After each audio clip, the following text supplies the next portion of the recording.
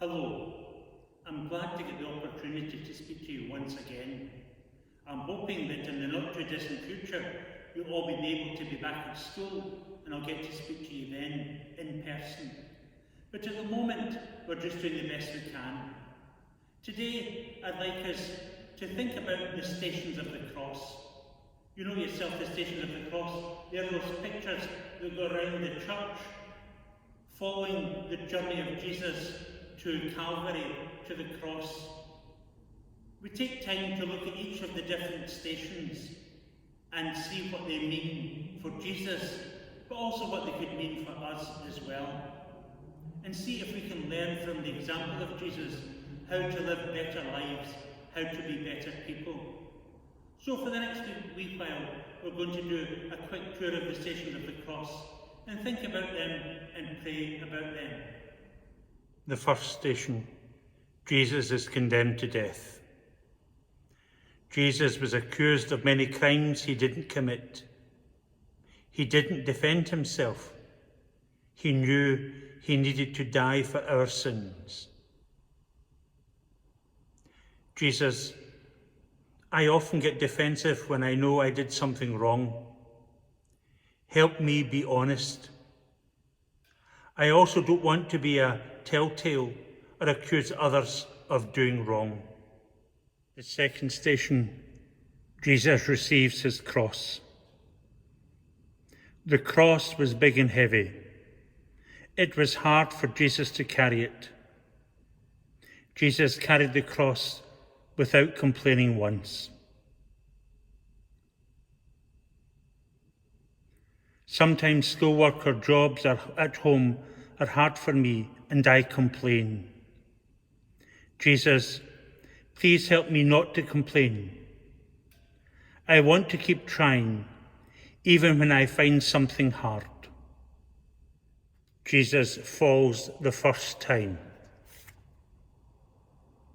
Jesus was already badly wounded when he fell the first time. It must have hurt him very much. But Jesus got up and kept on going. When we don't succeed in school, or when we lose a sports game, it can make us feel defeated. Jesus was hurt, but never defeated. Jesus, I want your attitude of hope and victory, even if I am not succeeding. Jesus meets his mother. Jesus knew that his mother was sad to see him suffering so much, but he was so happy she came to him. Mary loved Jesus very much. Our parents love us very much, and sometimes we don't let them hug us and care for us because we are angry or sad and don't want them to see us in trouble. Jesus, I thank you for my parents and their love for me. Simon assists Jesus. Simon didn't come to help Jesus, but to see what was going on.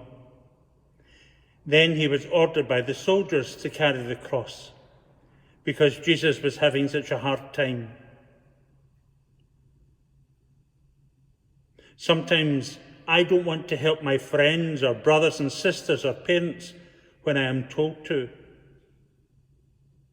Jesus, help me know that when I do help others, it is like helping you.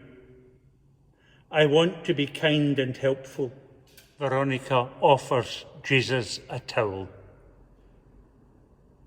Veronica loved Jesus very much. When she stepped out to wipe his face, she risked getting into big trouble from the soldiers. Her love and kindness overcame her fear. Jesus, I want to love you like Veronica. Help me to be brave and love others who are unpopular. Jesus falls the second time. Jesus fell again because he was so weak and tired from all his wounds. he still didn't give up. He got back up and continued on.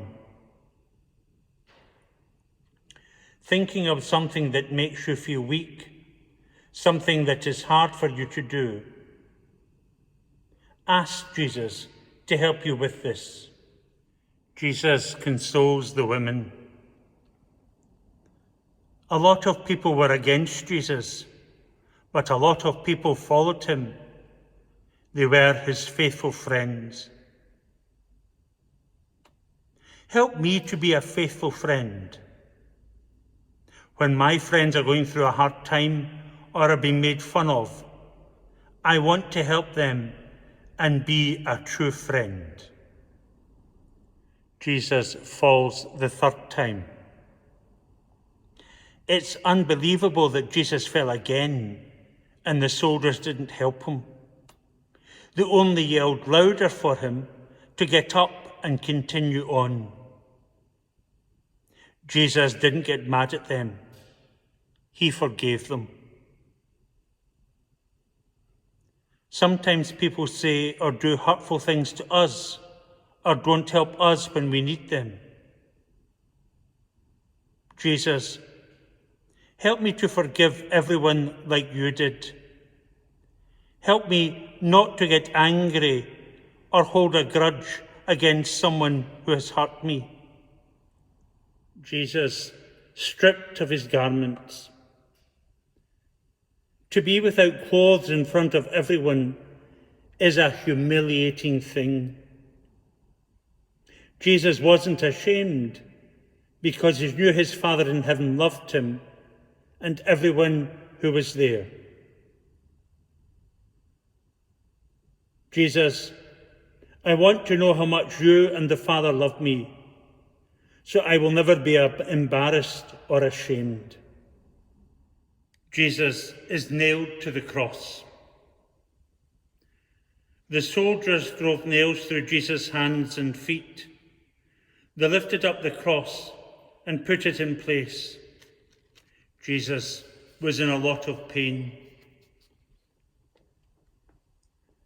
Many people suffer pain every day from being sick, hungry, poor, or because of war or natural disasters. Jesus, please comfort everyone who is in pain today. Jesus dies on the cross. When Jesus died, the sky got dark and the ground started to shake. This made some people very scared. They saw that Jesus was innocent and that they had made a big mistake.